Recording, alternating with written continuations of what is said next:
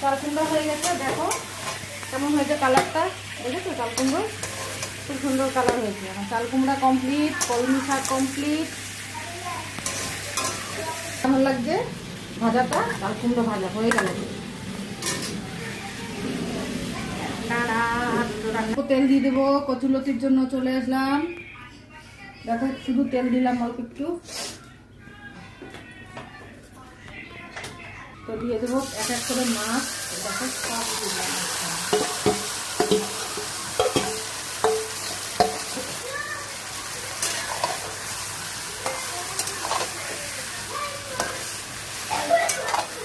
Time লাগবে একটু বানাতে, ভাপার মতন হবে, একটু সেলফুক হবে মশলা, এটা একটু টাইম লাগবে।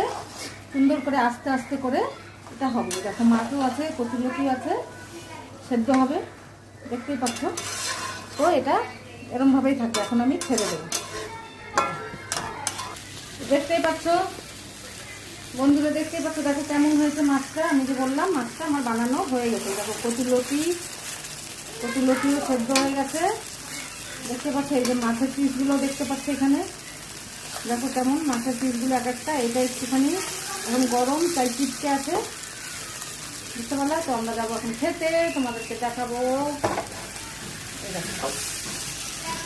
আর একটু টাইম লাগবে। দেখো সেদ্ধ হয়ে গেছে এগুলো, এখন খেতে পারবে। দেখো সেদ্ধ, দেখো খেতে যাচ্ছ মানে সেদ্ধ হয়ে গেছে। কেমন লাগছে বলো দেখতে? আমার রান্না কমপ্লিট, আজকে অনেক দেরি হয়ে গেল, এখন যাবো খেতে। ঠিক আছে, চলো টাটা, বাই বাই। দেখো আমরা খেতে বসে পড়েছি। এই দেখো শাক নিয়ে নিয়েছি, চাল কুমড়ো নিয়ে নিয়েছি, আবার ভাতও নিচ্ছি। দেখো সবাই বসে পড়েছে খেতে। সবাইকে দেখো, শাকের মধ্যে এতগুলো শুকনো লঙ্কা ছিল, এখন একটাও দেখছি না। দেখেছো খেতে বসে পড়েছি। মাছটা নিয়ে আসবো, আবার এখানে চিকেনও বানিয়েছি। এবার এইটুকু সময়ের মধ্যে ঠিক আছে রে বন্ধু, এখন তো বন্ধুরা খেতে বসবো। আর এখন সহ্য হচ্ছে না, পরবর্তীকালে আবার।